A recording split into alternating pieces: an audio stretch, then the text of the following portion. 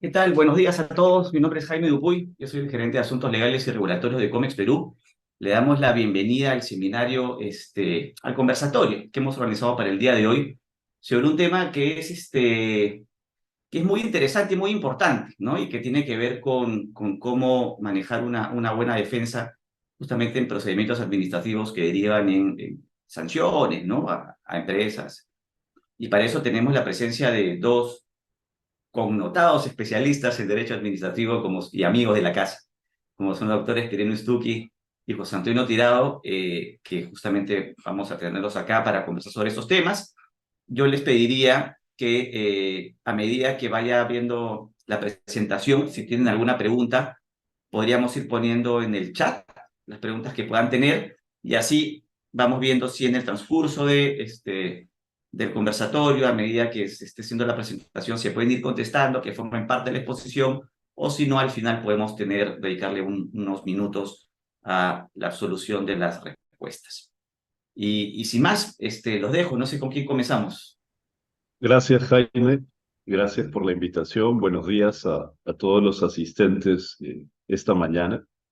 Gracias a Comex, ¿no? A través tuyo, Jaime, a Jessica, naturalmente, por esta invitación para tratar este tema que consideramos relevante, que son las claves para la defensa eficaz en un procedimiento administrativo sancionado. Yo voy a levantar una presentación que vamos a utilizar con José Antonio.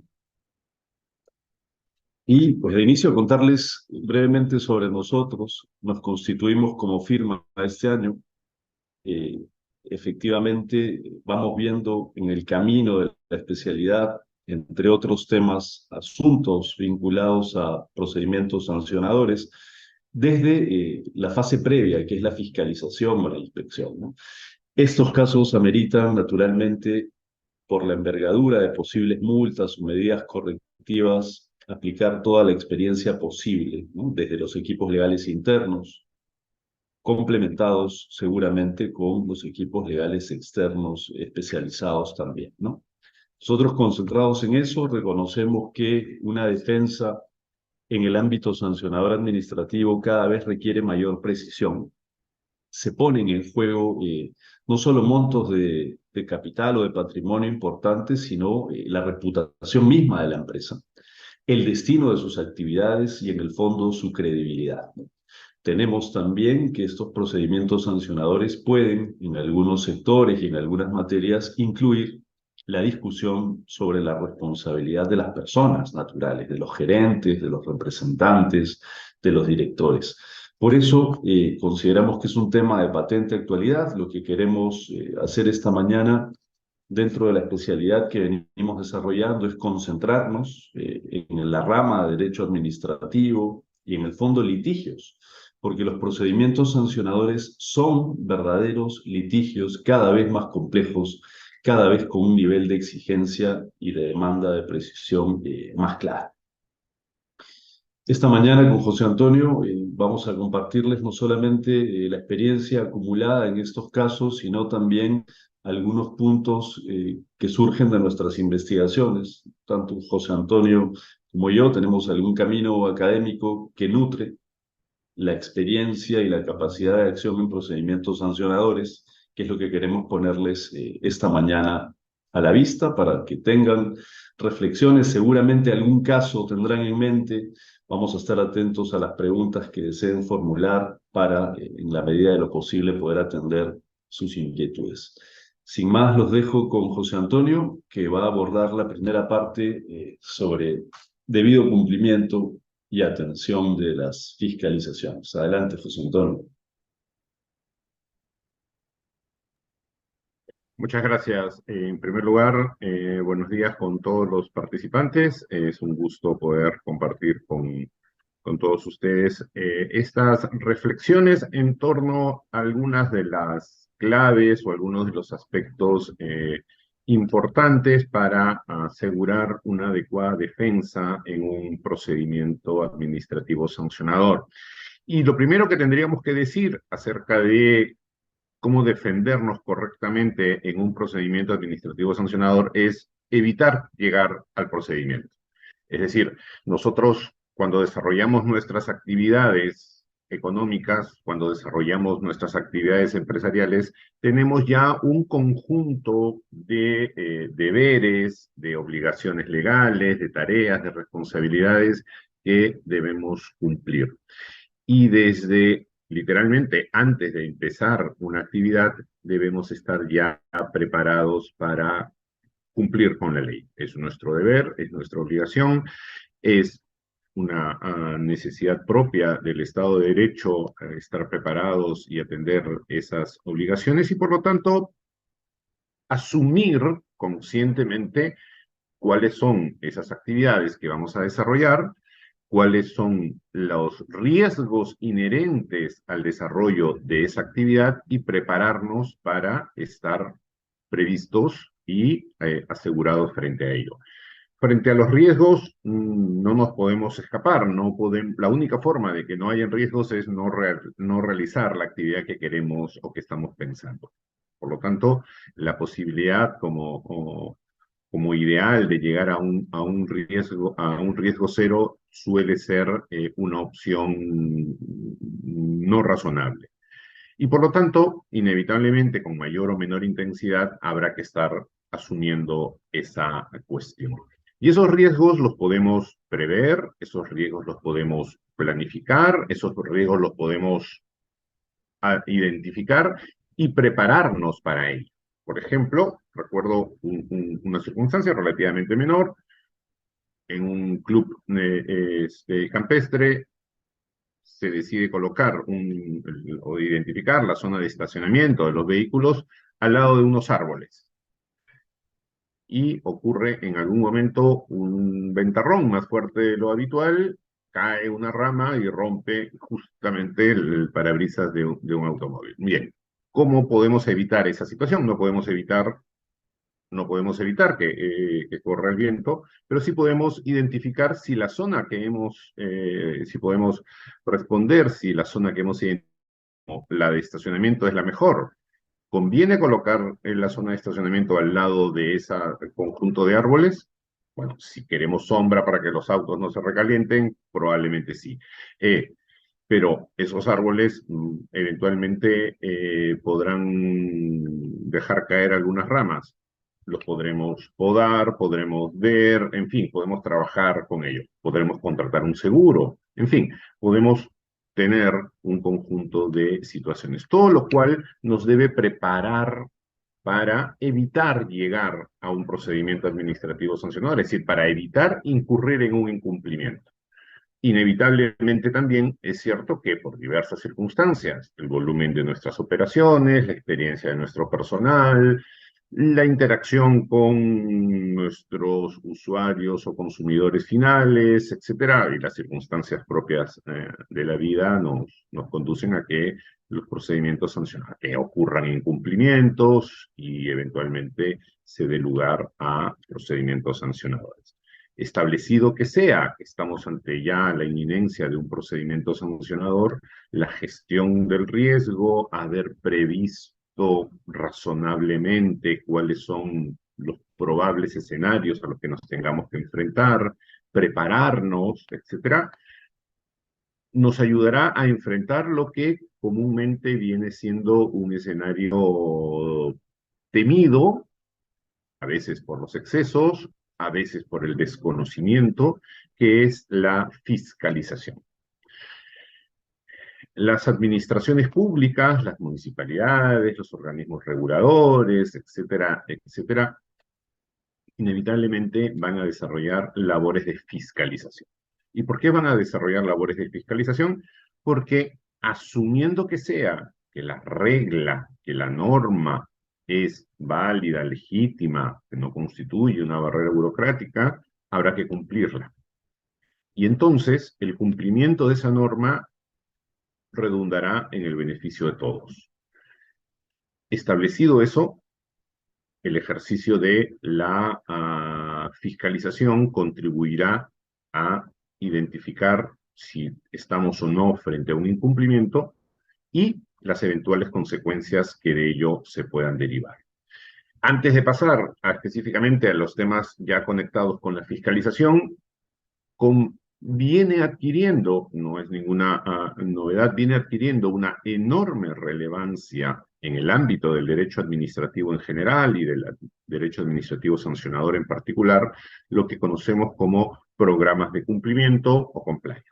Cada vez más normas y más sectores reconocen y se acomodan a esta tendencia. Cada vez es más importante tener en cuenta el objetivo del cumplimiento normativo, que está conectado precisamente con esta idea inicial de la que partíamos de cumplir con la ley, y con la identificación de efectos perfectamente favorables y reconocidos por el ordenamiento. Cierto es que no todos los regímenes sectoriales mantienen un orden propicio, pero habrá que ir identificándolos y como ocurre, por ejemplo, con la ley de contrataciones, tenemos la posibilidad de, incluso luego de haber incurrido en un eventual incumplimiento, de que ese incumplimiento sea calificado como una infracción, acogernos legítimamente a la eventualidad de una reducción, incluso en algunos sectores a la eliminación de la responsabilidad, si es que podemos acreditar un adecuado e idóneo programa de cumplimiento. Esto cada vez adquiere mayor importancia, esto cada vez se conecta más con el ámbito del derecho administrativo sancionador. Como todos sabemos, las técnicas del compliance provienen más bien del derecho anglosajón y que se han ido incorporando a nuestra experiencia europeo continental, de la que se nutre intensamente nuestro derecho administrativo, y adquiere esta relevancia e importancia a tener en cuenta. Todavía no estamos en el procedimiento sancionador, pero de pronto nos llega la inspección. Y cuando nos llega la inspección, tendremos que estar preparados para ello. La situación de enfrentarnos a una inspección administrativa, la SUNAFIL, el INDECOPI en protección al consumidor, el INDECOPI en defensa de la competencia, las municipalidades, los organismos reguladores, en fin, no nos deben coger desprevenidos. Y cuando digo que no nos deben coger desprevenidos, me refiero a dos aspectos importantes. Primero, haber advertido correctamente cuáles son los riesgos a los que nos enfrentamos en el desarrollo de nuestras actividades.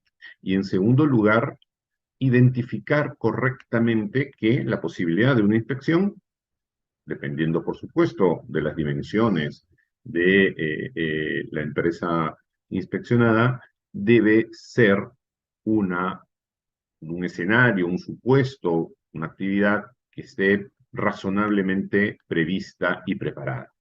Debemos tener a un sujeto responsable, esa persona responsable debe estar preparada para afrontar y responder las distintas cuestiones que se planteen en una inspección. No debemos pensar que tendremos suerte y que nunca nos llegará la inspección. Debemos pensar más bien al contrario, debemos estar preparados para enfrentarnos a una inspección. Debemos estar preparados para enfrentarnos a la inspección, porque la inspección es el ejercicio habitual de las funciones de la administración. No pensemos que no digo que no ocurra, pero no es solo la manifestación de un comportamiento agresivo o meramente recaudatorio de la administración, sino porque en muchas ocasiones la administración responde a los impulsos, a las gestiones, a los intereses de distintos colectivos que presionan legítimamente para advertir el cumplimiento o exigir el cumplimiento de la norma. Lo peor que nos puede pasar ante una inspección es que la inspección nos coja de sorpresa, en el sentido de que nosotros nunca nos hubiéramos puesto en el escenario de enfrentarnos a esa situación. Por lo tanto, es muy importante que podamos prever qué es lo que eventualmente pueda ocurrirnos en una inspección. conociendo la experiencia de otras personas, conociendo la experiencia de colegas y competidores, podemos ir advirtiendo por dónde van los tiros, para utilizar una expresión un tanto dura. Pero sobre todo, prepararnos para ello. Porque cuando llega el inspector, y puede llegar de forma inopinada, como nos preguntan, si las inspecciones inopinadas son absolutamente legítimas. Es una forma perfectamente legítima y reconocida de actuación de la administración.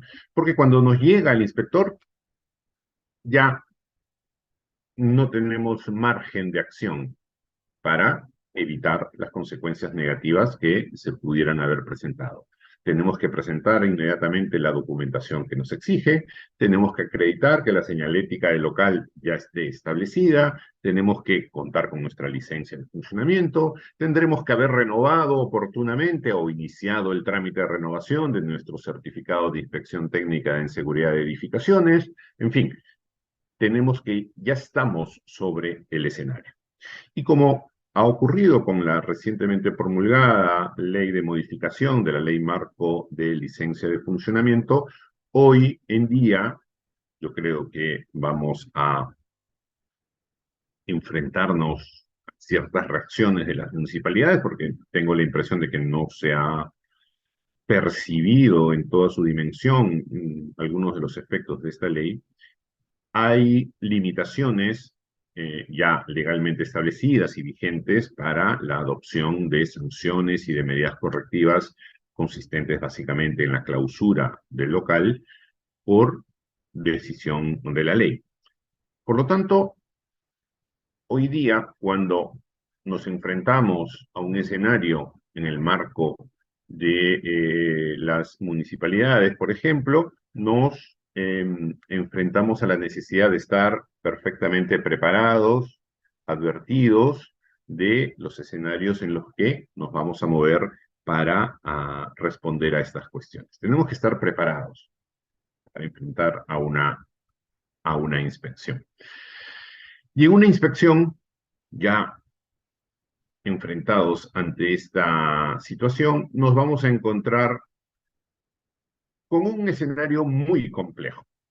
El escenario en el que van a convivir derechos de los administrados, porque durante la inspección también tendremos derechos y debemos ejercerlos, junto con deberes.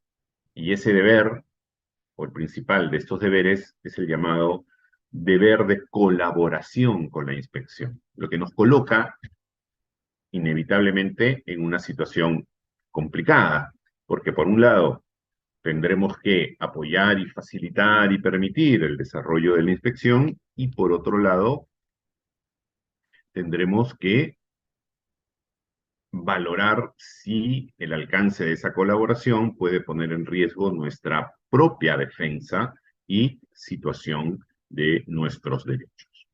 Entonces, durante la inspección, sea con el inspector presente en nuestra empresa, en nuestro local, o frente a un requerimiento de información que se nos haga llegar mediante un correo electrónico o una carta formalmente remitida, debemos estar en condiciones de preguntarnos, ¿es legal lo que nos pide la administración?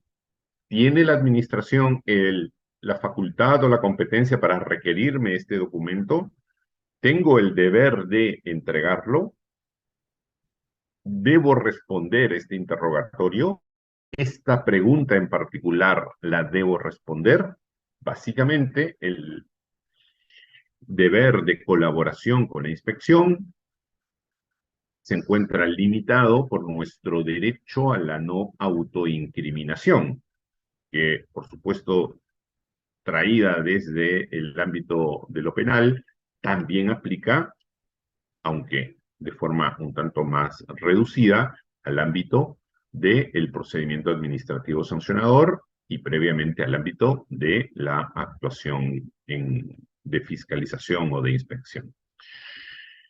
¿Tengo derecho a no autoincriminarme? Sí, lo reconoce expresamente la ley del procedimiento, lo reconoce además la jurisprudencia más pertinente aplicable a esta materia, y ese derecho a no autoincriminarme, sin embargo, va a estar enfrentado a estos deberes de colaboración. Los deberes de colaboración con la inspección se manifiestan básicamente en dos expresiones. Primero, un deber de carácter pasivo, que es el de soportar la inspección. Simplemente no interrumpir, no incomodar, no fastidiar, no obstruir. Recordemos que hay en todos los regímenes sectoriales una infracción consistente en la obstrucción a la labor de inspección. Y el segundo aspecto, que ya es bastante más problemático y complejo, que es el de la colaboración activa con la inspección, facilitando el desarrollo de la misma. Limitando este deber está nuestro derecho a la no autoincriminación, que por el momento en nuestro ordenamiento jurídico consiste básicamente en el derecho a no responder preguntas directamente autoincriminatorias. Incluso tenemos el derecho a guardar silencio, a no responder preguntas que puedan implicar nuestra responsabilidad a efectos de limitar el alcance de nuestra eventual responsabilidad o evitar un ejercicio desproporcionado de las competencias de la administración. Y todo ello todavía nos ubica en un momento previo al desarrollo del procedimiento administrativo, porque estando todavía en la inspección, no se ha iniciado el procedimiento sancionador. El procedimiento sancionador empezará con el acto formal de notificación de la imputación de cargos. Y hasta antes de ese momento tenemos a nuestra disposición, con mayor o menor intensidad, la posibilidad de acogernos a la subsanación voluntaria, a la subsanación previa, para eliminar o eventualmente reducir el alcance de nuestra responsabilidad. Y dicho todo esto, ya si las cosas no nos van muy bien, tendremos que acudir al doctor Stucky, que nos defenderá en un procedimiento administrativo sancionador iniciado injustamente contra nosotros, y nos pondremos en sus manos para la adecuada defensa de nuestros derechos. Quirino, por favor. Gracias, José Antonio. Tú has remarcado bien que la defensa eficaz empieza desde estar preparados para la inspección o la fiscalización, ¿no? Es decir, antes del partido, haciendo el símil con cualquier deporte, ¿no?, de contienda, no nos puede tomar desprevenido la estrategia del oponente, de la contraparte, de quien tenemos al frente. Es natural que la administración municipal, ministerial, las administraciones especializadas como Indecopi, los supervisores, Sunafil, Sutran, vayan a buscar a las empresas para comprobar en su criterio si cumplen con la ley o cometen infracción, ¿no? Esa es la primera parte, permíteme remarcarlo, de una adecuada defensa, ¿no?, de una defensa eficaz, impedir el inicio legítimamente del procedimiento sancionador. Ya instalados en una acusación o en un pliego de cargos donde la autoridad que nos ha visitado o alguna otra que colabora con la fase instructiva nos lanza la acusación, es donde, precisabas bien, ya estamos en el procedimiento mismo. Si ya empezó esa segunda fase, por llamarla así, nos tocará hacer un abordaje probatorio, evaluar efectivamente si la autoridad que nos acusa tiene suficientes medios probatorios para tener una teoría de infracción relativamente creíble. Tendremos que evaluar la causalidad que nos atribuye, ¿no?, sobre la conducta culpable y todo lo que se supone que ella dice que nosotros hemos obrado u omitido, y a partir de allí nos instalamos ya en una defensa, ¿no?, en esa parte pasiva que soporta la acusación administrativa. Lo que esta mañana complementando lo primero de José Antonio, quiero poner a la vista de los presentes es algunos aspectos, no vamos a poder dirigirnos a analizarlos todos, pero quiero analizar algunos aspectos sobre el abordaje probatorio. Vamos a tocar aquello de la presunción de inocencia en el ámbito administrativo. Vamos a sobrevolar el principio de culpabilidad, cómo es que se aplica y debe aplicarse actualmente en el Perú, ¿no? En el ámbito de las sanciones que la autoridad intenta imponernos y las medidas correctivas. Y finalmente, quiero tocar el asunto de la imparcialidad objetiva.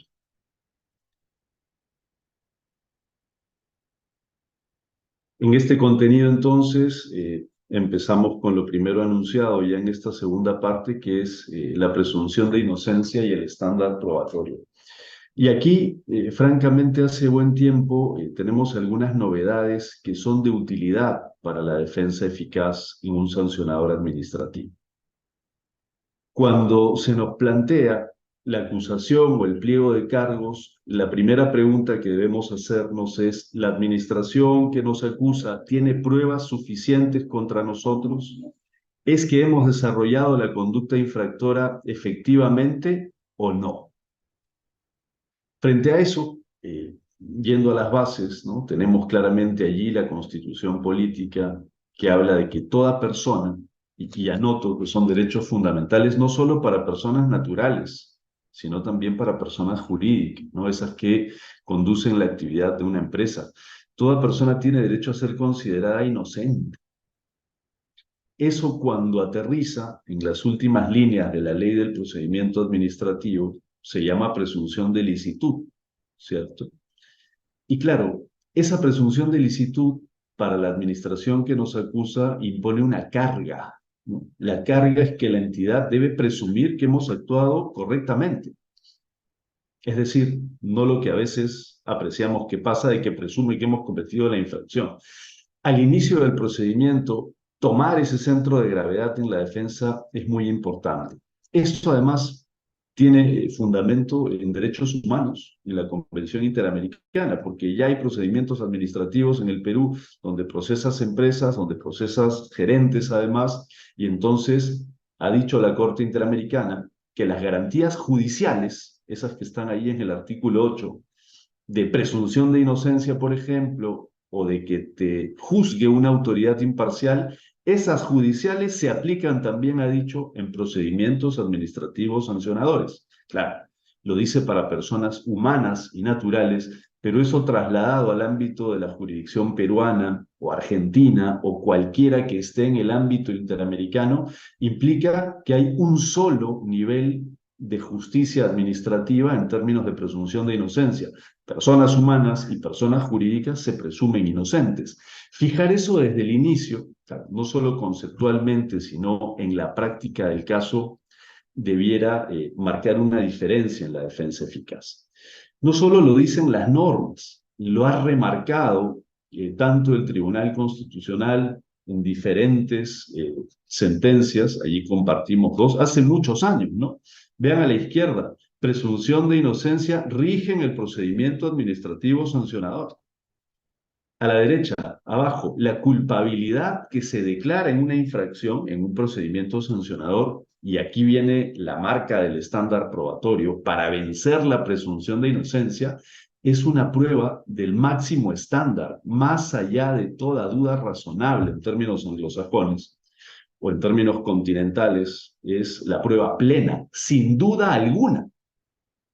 Y eso hay que trabajarlo desde la observación del pliego de cargos. Cualquier presunción, cualquier estimación, cualquier flexibilidad indiciaria desde la acusación tiene que ser muy marcada en la defensa para ir a buscar ese centro de gravedad legítimo que es: se me presume inocente y no somos culpables, personas o empresas, hasta que se nos pruebe fehacientemente, sin dudas, no solo el desarrollo de la conducta, sino, veremos en el siguiente punto, la culpabilidad subjetiva, ¿no?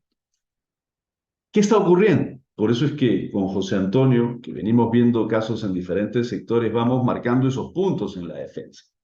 Por ejemplo, si es que ya estamos claros, como lo estamos, de que se presume la inocencia para personas naturales y jurídicas, y la manera de vencerlo es sin duda alguna con prueba plena, ¿cómo es posible que en algunos sectores, ¿no? Vamos viendo ahí algunas resoluciones, algunos ejemplos, se le diga al administrado, lo hemos resaltado, que debe aportar elementos probatorios para desvirtuar los hechos que se le imputan, es decir, probar su inocencia? ¿Eso es lo que se le está pidiendo al administrado? Claro.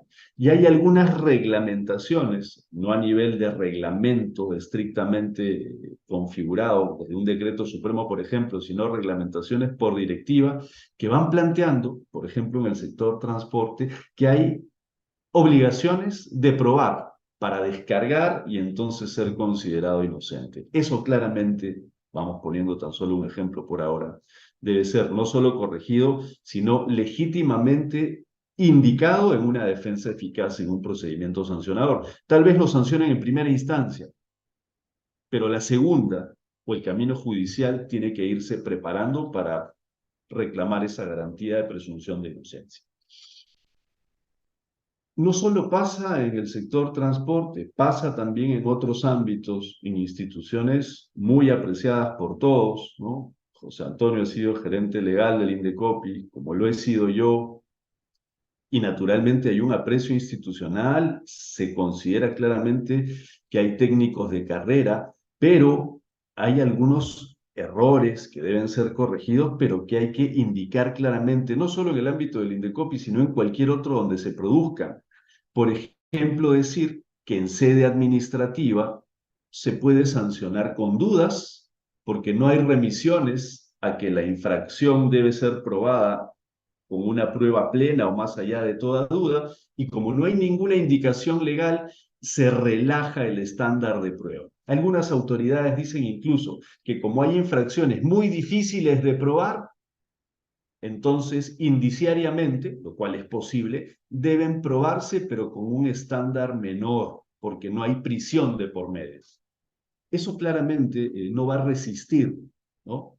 Cuando sale este argumento, este fundamento de la autoridad que lo afirma, porque ya hemos visto que constitucionalmente, interamericanamente y jurisprudencialmente la prueba para vencer la inocencia debe ser plena, pero hay que remarcarlo en cada defensa donde estemos involucrados, desde el inicio y en cada acto donde corresponda respetuosa y legítimamente reclamarlo, habrá que indicarlo para preparar un camino de garantías que puede ser fuera de la propia institución, eventualmente en el ámbito judicial o constitucional. Han habido algunos avances que también deben ser legítimamente aprovechados. Desde el año 2016, a contramano de algunas autoridades, correctamente el Ministerio de Justicia ya ha remarcado esto que venimos diciendo, la presunción de inocencia para personas naturales o jurídicas, para ciudadanos o empresas, se vence con una prueba más allá de toda duda, es decir, exigencia máxima probatoria. Hay que citar esta guía, hay que ponerla en cada caso donde haya dudas sobre nuestra culpabilidad a la vista de la autoridad, con respeto, pero remarcando que esta es una garantía que debe ser observada, cumplida, respetada absolutamente. No admite regulaciones de crecimientos ni solapamientos. La presunción de inocencia debe ser completa. Y esto no lo dice solamente la Constitución, el ámbito interamericano, nuestra jurisprudencia, lo dicen estudiosos en la materia, a los cuales se puede recurrir para nutrir nuestros instrumentos de legítima defensa procesal. Si en algún momento se quiere abundar sobre esto a través de un mensaje en inbox, naturalmente podemos compartirlo. En esta primera parte sobre presunción de inocencia y estándar probatorio pleno para vencerla, algunas conclusiones. ¿Se puede sancionar a una persona natural sin dudas, pero a una persona jurídica con algunas dudas? La respuesta es no. El estándar probatorio es único, es una garantía constitucional. ¿Depende de qué autoridad tramite el procedimiento? No depende ni de la autoridad ni de la materia. Aunque sea una probanza difícil para la autoridad, tiene que ser probanza plena. no se relajan estos principios y así, con respeto, ahora hay que remarcarlo en toda defensa. Por eso es importante, voy cerrando este primer punto, en una adecuada defensa tener una explicación alternativa, legítima y verdadera, por cierto. Aquí no corresponde inventársela, sino si es que hay una conducta que se aprecia como infractora, pero la propia conducta es interpretable, tenemos que tener una investigación interna de los hechos y de las conductas para poder darle una explicación razonable. Pongo un ejemplo. Cuando la autoridad a veces dice en el ámbito de la libre competencia que las empresas se coluden indebidamente para fijar un precio y su máxima prueba es que tienen el mismo precio, por ejemplo, por galón de combustible, esa es su teoría. Pero una explicación alternativa razonable, si no hay prueba plena de que se han puesto de acuerdo, es que, como los precios de los galones de combustible están públicos en los tótems, basta con observar al competidor y tomar una decisión autónoma sobre el precio, que podría ser igualarlo para tomar ganancia. Si no hay prueba plena sobre un acuerdo indebido, esa es una legítima explicación razonable. Siendo cierta, naturalmente, corresponde ponerla a la vista para que la autoridad evalúe y poco a poco termine de entender que debe prevalecer la presunción de inocencia. Me refiero al segundo punto enunciado, que es el principio de culpabilidad.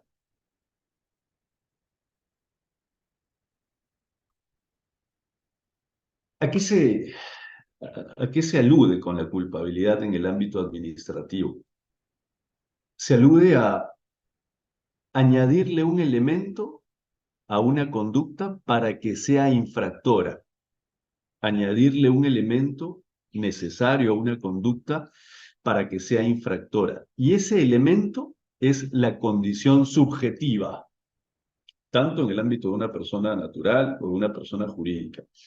Ya desde el año 2016, esto no es nuevo legalmente, pero parece ser nuevo en el ámbito de algunas autoridades sancionadoras. Ya desde el año 2016 se indica que la responsabilidad administrativa no es objetiva, es subjetiva, es decir, se requiere no solo la conducta, sino un elemento adicional que es o el dolo, entendido como la conciencia y voluntad de desarrollar una conducta infractora, o la negligencia o la culpa, es decir, haber relajado o no cumplido con los deberes de diligencia para evitar que se desarrolle la conducta, ¿cierto? Es decir, dolo o culpa. Es decir, no se sancionan, no deben sancionarse solamente conductas. La acusación de la autoridad, y este es otro elemento para incluir en una defensa eficaz, desde el pliego de cargos, desde el acto 1 donde te acusa, debe explicar adecuadamente por qué se considera que la conducta infractora que se quiere probar, más allá de toda duda en el procedimiento, es además voluntaria, consciente, deliberada, como dolosa, o culpable por negligente, por haber infringido deberes de cuidado y no haberlos observado. La única excepción que se admite en el Perú para esto que acabamos de señalar es que una ley especial diga que en determinado sector la responsabilidad es objetiva. Esto es muy importante porque de lo que vemos en la experiencia no se afinca siempre adecuadamente y con la intensidad correspondiente este elemento. Las acusaciones que uno va recibiendo de la administración y las decisiones finales lo ignoran en muchos casos por completo. Y en esto no hay dudas. Miren, desde el año 2002, nuevamente el Tribunal Constitucional dice que el principio de culpabilidad se aplica también en el ámbito administrativo sancionado. Ese principio de culpabilidad que a la derecha se marca como dolo o culpa también en sede administrativa. Esta es una oportunidad legítima para una defensa eficaz porque se debe probar la conducta culpable subjetiva. Eso es lo que debe hacer la administración. Y uno tendrá, lo veremos en algunos minutos, la oportunidad de descargar legítimamente esa atribución de haber hecho u obrado una conducta ilegal voluntariamente o negligentemente. Pero vemos, vamos a marcar algunos otros ejemplos, que en algunos sectores, para algunas autoridades, basta verificar hechos. Y esto ignora que se tiene que acreditar o cargar o acusar conductas culpables, dolosas, explicar por qué lo son o por qué son negligentes, porque ese es un elemento de la responsabilidad subjetiva. Algunas autoridades indican que basta probar hechos o circunstancias para que automáticamente, es decir, objetivamente, se declaren infracciones, y eso ya hemos visto que no es correcto. Pero hay que marcarlo. El que no se defiende alegando, luego no podrá alegarlo fuera del procedimiento sancionador en el ámbito judicial, por ejemplo, constitucional, y allí se pierden oportunidades de defensa legítima, eficaz. Las autoridades imputan siempre el elemento subjetivo, no está pasando. El pliego de cargos debiera decir, en opinión del que te acusa, se desarrolló la conducta tal, en nuestra opinión, la teoría de la imputación va así, los medios probatorios que se ofrecen son estos, y en la acusación misma se considera, ¿no?, que la conducta es dolosa o culpable por tal circunstancia, con tal medio probatorio acreditado, por tal evidencia o por tal conjunto indiciario. Al no existir esa acusación, en sede española, por ejemplo, que tiene un sistema equiparable al nuestro, de donde el Perú toma referencias, los casos se caen de nulos por no haber observado la consideración subjetiva de una infracción. No es suficiente ni siquiera que la autoridad se pronuncie sobre el dolo o la culpa en una infracción en la resolución final. Tiene que imputarlos desde el inicio, porque vamos a atender la tercera pregunta de las conclusiones. No se sancionan circunstancias, no se sancionan situaciones, ni ocurrencias de hechos. Se sancionan circunstancias, situaciones o hechos culpables en términos de actuación u omisión dolosa o culposa en términos de negligencia. Esta es una oportunidad que está a la vista. Hay que analizar cada caso concreto y poder reclamar esta garantía en cuanto corresponda.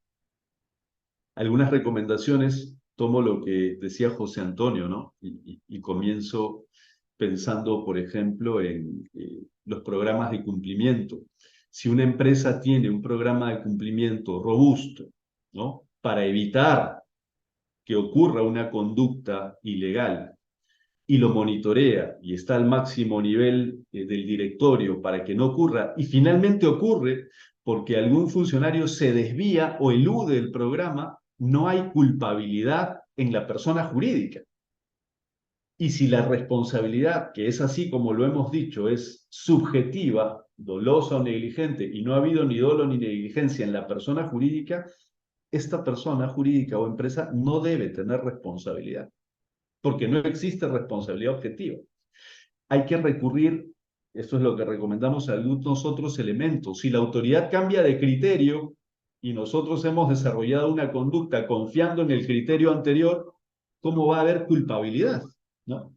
Si me cambian el criterio de la interpretación de una ley y yo actúe conforme a la anterior legítimamente, en buena fe, sin dolo y sin negligencia, la culpabilidad debe caer y no debe existir declaración de infracción. Más aún si es que lo que cambia es un precedente administrativo formal o material, ¿no?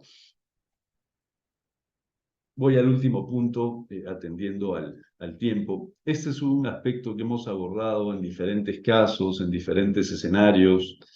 Tenemos diferentes aproximaciones sobre la imparcialidad objetiva. Nuestra recomendación es reclamarla permanentemente cuando esté ausente, porque la imparcialidad termina siendo la garantía de que un tercero autónomo, independiente, que no te acusó, tenga a la vista la acusación y tu defensa y tome una decisión así, ¿no? Con autonomía, con independencia, sin ser parte. Por eso es imparcialidad. Esa garantía, ya lo ha dicho, y volvemos al sistema interamericano, ya lo ha dicho la Corte Interamericana, para personas humanas, para personas físicas, se aplica también en sancionadores, incluidos los disciplinarios, ¿no? Y claro, como no tenemos dos justicias administrativas en el Perú, es claro que también desde el nivel constitucional El debido proceso remarca que el que decide no sea el que te acusa, que el que decide no esté contaminado por las conclusiones y la ayuda del que te acusa para prepararle, por ejemplo, el proyecto de resolución en un sancionador. Eso ya no resiste, viola la imparcialidad objetiva porque contamina al decisor independiente. Y claro, esto ya se ha dicho también, se aplica a procedimientos administrativos como garantía para personas humanas. Recordemos que hay procedimientos sancionadores en el Perú donde se procesan gerentes y se procesa también a la persona jurídica, a la propia empresa. Es decir, no hay ni dos estándares probatorios, como ya dijimos, ni dos justicias, una imparcial para las personas humanas y otra no tan imparcial para las personas jurídicas. La calidad de la justicia debe ser la misma y eso hay que reclamarlo cuando corresponda. Pero no solamente por recurrir a principios elevados de la Constitución, de la sede interamericana, sino que ya lo dice la ley, ¿no? Otra vez desde el año 2016, vamos a remarcarlo, los procedimientos sancionadores deben tener separada no solo la fase de instrucción, de acusación y la fase de decisión sobre si existe o no una infracción administrativa, sino que deben ser autoridades distintas, pero distintas no solo formalmente, sino en la realidad también, separadas, no coordinadas, no una ayudada por la otra. Entonces, cuando detectemos que eso ocurre en cualquier escenario municipal, especializado, ministerial, donde ocurra, hay que marcarlo siempre con respeto, porque no se duda de las personas, no se duda de su probidad, no se duda de que quieran hacer algo, no, no. Lo que se exige es que la estructura sea objetivamente imparcial, porque existen los sesgos, existe el apego, existe la dificultad para cambiar de opinión. ¿Cómo es posible, marcamos otro ejemplo, que una autoridad te acuse y que sea la misma autoridad la que después de tu defensa te sancione? Pues es difícil, ¿no? Corregirse en el medio del procedimiento y decir al cabo de 4 meses estábamos equivocados, 1000 perdones por los costos de abogado que el acusado administrativo ha sufragado y la verdad es que aquí no había nada. Sabemos que el esquema inquisitivo, así se llama el que te acusa y el que te resuelve uno mismo, ese es el sistema inquisitivo, tiene desventajas frente al sistema acusatorio, donde son diferentes el que te acusa del que decide. Esto debe ser corregido. Y se dice con aprecio, son instituciones pues de primer nivel, pero cuando uno está en juego, no solo remarca su presunción de inocencia, no solo exige el descubrimiento de si hay culpabilidad o no, sino que exige también la imparcialidad, esa objetiva. Insistimos, no se duda de las personas, lo que se exige son estructuras objetivamente imparciales. Por eso estemos atentos, ¿no? Si en alguna municipalidad, si en alguna autoridad, el que llamamos fiscal administrativo, es decir, el que te acusa, apoya al que decide, por ejemplo, para prepararle el proyecto de resolución, eso te contamina la imparcialidad objetiva. Si se reúnen a solas para sesionar, hay que marcarlo, hay que probarlo, hay que indagarlo con respeto sobre las personas, pero con la suficiente energía para que se entienda que eso no está bien, que eso no es correcto, ¿cierto? Porque se ha querido decir que efectivamente, porque estas conductas algunas instituciones no las niegan, sino que las defienden, ¿no? Se ha querido decir, bueno, en esta primera instancia de repente no tenemos la imparcialidad que debemos tener, pero en la segunda sí. Eso no corrige la violación al debido proceso. Todas las instancias deben ser cumplidoras del principio de imparcialidad. Existen dos estándares, imparcialidad para las personas naturales y una imparcialidad relativa para las personas jurídicas en cuanto a la estructura. La respuesta es no. Tenemos una única calidad de justicia administrativa, incluida la sancionadora, prescrita por Constitución, por ley y por Sistema Interamericano de Derechos Humanos. Nos da tiempo brevemente para un bonus track. Es algo que veníamos conversando con José Antonio, que si había tiempo lo podíamos poner a la vista. Algunos aspectos adicionales, ¿no? Siempre en lo legítimo, siempre debidamente registrados, es recomendable tomar contacto temprano con la autoridad instructora. ¿Eso qué significa? no solamente quedarnos en lo documental, ¿no? Porque a veces el ida y vuelta de papeles que no son, porque la autoridad está recargada, suficientemente leídos y analizados, pueden precipitar una acusación. Es legítimo pedir una cita, ir a buscarla, registrarla en nuestro propio sistema y tener ese contacto directo legítimo, full compliance con la autoridad, para que no hayan dudas que precipiten el inicio de un procedimiento sancionador. Debiéramos, en consecuencia, esforzar de la mejor manera y con la mayor amabilidad posible nuestro derecho a ser escuchados, a ser oídos. Hay una tendencia administrativa que se entiende porque hay sobrecarga a no otorgar informes orales, porque hay una carga, porque ya está todo claro, porque si está todo claro, entonces ¿para qué vamos a escuchar? Porque este procedimiento es por escrito.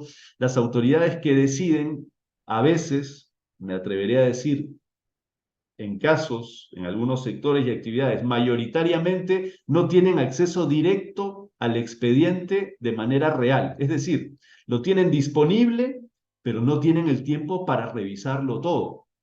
Por eso el informe oral es relevante, es parte de una estrategia legítima de defensa eficaz en un sancionador. Algunas marcas adicionales vinculadas a los temas del tiempo, me refiero a veces las autoridades se apuran y para evitar que alguna infracción que presumen ha ocurrido haya prescrito, nos hablan de conductas continuadas, ¿no? Y pueden confundir una conducta instantánea que produce efectos permanentes, es decir, que se agota en un solo día, pero sus efectos prevalecen y permanecen en el tiempo. Esa no es una conducta continuada. Ya no tenemos mucho tiempo para poner ejemplos, pero hay que prestarle atención a eso, no pasar de vista qué tipo de conducta nos están atribuyendo, porque eso puede hacer mucho efecto en temas de prescripción y finalmente estar muy atentos a la caducidad. Se le vence el plazo a la autoridad para resolver y si no no lo prorrogó, claramente el caso tendrá que caer y si no ha prescrito, volver a iniciarse. No nos pueden tener permanentemente procesados administrativamente sin consideración de los plazos para resolver.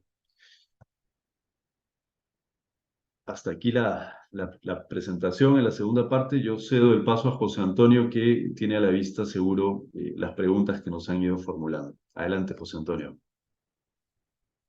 Gracias, Perino. He intentado responder por escrito algunas de las preguntas. Simplemente voy a refrescar algunas ideas. He visto que hay un interés en torno a qué hacer con el acta de inspección, si la firmamos o no la firmamos cuando la actuación la consideramos incorrecta. Mi recomendación es siempre firmarla. Si no la firman, no va a tener ningún efecto, es decir, no se gana nada no firmando. Por el contrario, hay que dejar constancia en el acta, en este espíritu de defensa anticipadamente en todo momento y sin dejar pasar la menor oportunidad. Si creemos que ha habido algún error, si creemos que ha habido alguna desviación, si creemos que hay una mala interpretación de la ley, hay que decirlo en el acta, es el momento, dejar constancia de ello y hasta que no se inicie el procedimiento sancionador, tenemos la oportunidad de presentar escritos, pruebas, pedir audiencia, aún en la fase de fiscalización. Y me estaba olvidando de la pregunta inicial. ¿Tengo derecho a conocer qué se va a fiscalizar? Sí. Cuando llega el inspector, debe llegar con lo que conocemos como una orden de inspección. Es muy habitual en la literatura decir que está prohibido que la administración salga a pescar, haga una expedición de pesca, a ver qué encuentra. Lo que tiene que hacer la inspección es ir con mayor o menor rigor, dependiendo de los distintos regímenes sectoriales, decirnos qué está buscando. La SUNAT no se puede acercar a mi oficina y decirme, demuéstrame que has pagado todos tus impuestos durante los últimos 4 años. Me tiene que decir qué impuesto, me tiene que decir qué periodo, me tiene que decir qué hecho o qué acto, qué factura tiene dudas, ¿correcto? Y luego podrá ir increciendo a seguir pidiendo información, pero no puede decir, aparecer un día y decirme, demuestra que has cumplido con todas tus obligaciones tributarias, ¿correcto? Debe ser enfocado, debe ser preciso y justamente acomodarse a esa limitación. La orden de inspección va a contribuir a reducir ese ámbito muy amplio de discrecionalidad que caracteriza la fiscalización administrativa.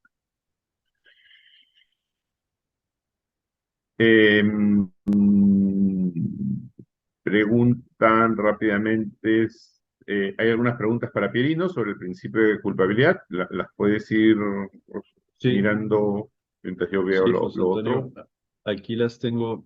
De repente aborda la última de Natalie sobre, eh, perdón, la última sobre imposición de multas coercitivas. Te la dejo y yo abordo las dos que tenemos Sí. sobre responsabilidad o culpabilidad. Nos pregunta Ana María, ¿no? ¿Por qué sería obligatorio para la administración en el pliego de cargos, en la acusación, desarrollar el elemento de culpabilidad, ¿no? La atribución dolosa o negligente de la conducta? Si finalmente, pregunta Ana María, esta infracción, este elemento debe desarrollarse en la instrucción. Pues debiera hacerlo, y ese es nuestro planteamiento, porque si no me atribuyen la acusación cuáles son los elementos de la autoridad que acusa para considerar que hubo conciencia, voluntad o negligencia o incumplimiento de deberes de cuidado, no tengo cómo defenderme de esa acusación. Me debe atribuir el elemento subjetivo como parte de la acusación y a partir de allí la persona o la empresa ejercer su defensa frente a ese elemento abordado y fundamentado desde la acusación misma. Ese es el planteamiento. Gracias por la pregunta.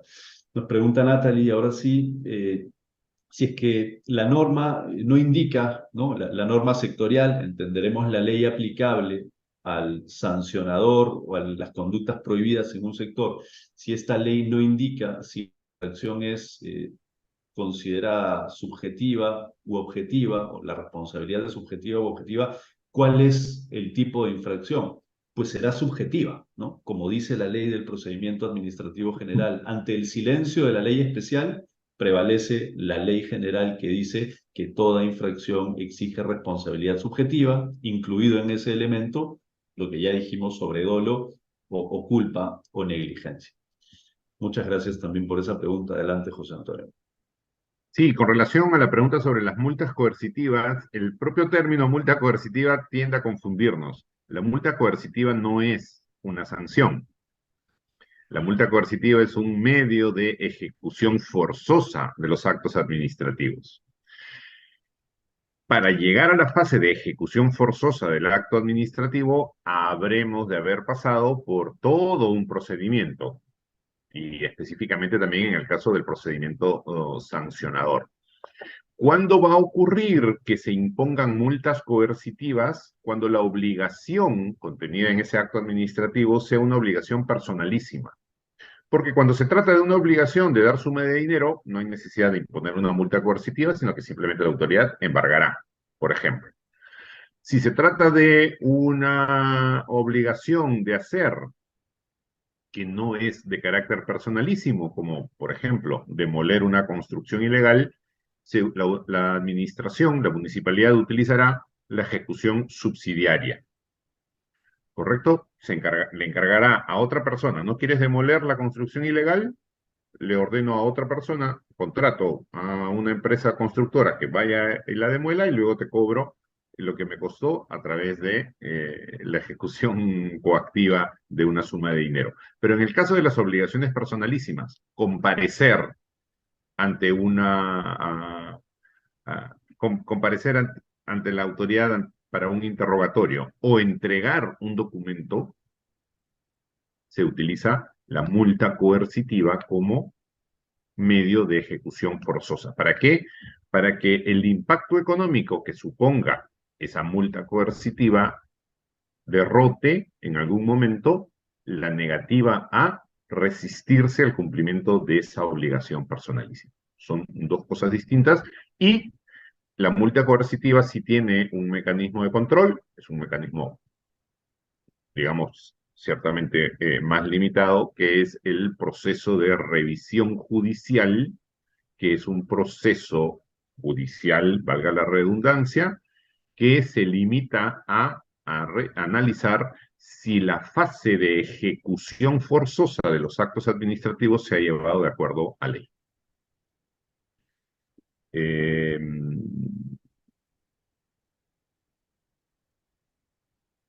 Dale, José Antonio, esas dos últimas y Sí, ya podemos. ante el Sí, inicio dale. de un procedimiento sancionador, ante el domicilio, efectivamente, si ocurre como está ocurriendo en Indecopi y en algunos otros, en Banca y Seguros, me parece, también ocurre que puede iniciarse procedimientos contra la persona jurídica y los representantes.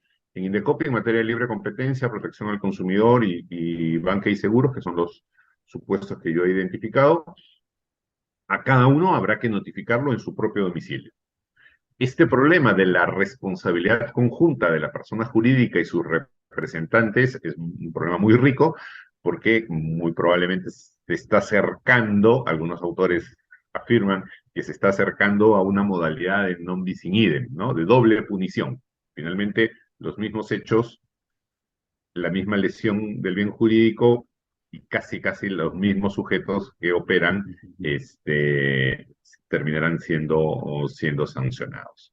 Este, y bueno, creo que ya estamos sobre el límite. ¿Qué connotación tiene que a una empresa se le inicien varios pasos? Bueno, una connotación, digamos, reputacional e incide sobre el prestigio y la reputación de una empresa. Habrá que ver si esos varios procedimientos sancionadores son legítimamente iniciados. Hay reglas que limitan la posibilidad de que por infracciones similares se inicien procedimientos sucesivos de forma indefinida. También hay que estar de acuerdo con eso.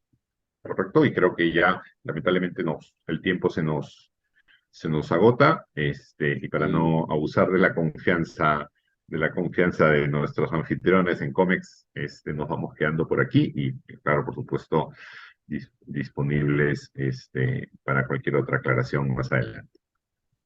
Oh, muchas gracias, José Antonio, y por intermedio de todos los presentes a la organización, ¿no? Gracias a quienes nos han ayudado, desde Jaime hasta Jessica, a estar aquí esta mañana con ustedes.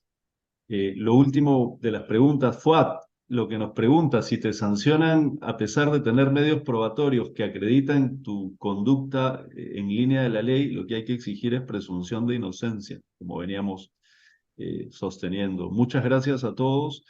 Con José Antonio vamos a compartir por LinkedIn también la presentación para que tengan allí las notas. Así que gracias por esta mañana. Un abrazo para cada uno. Muchas gracias.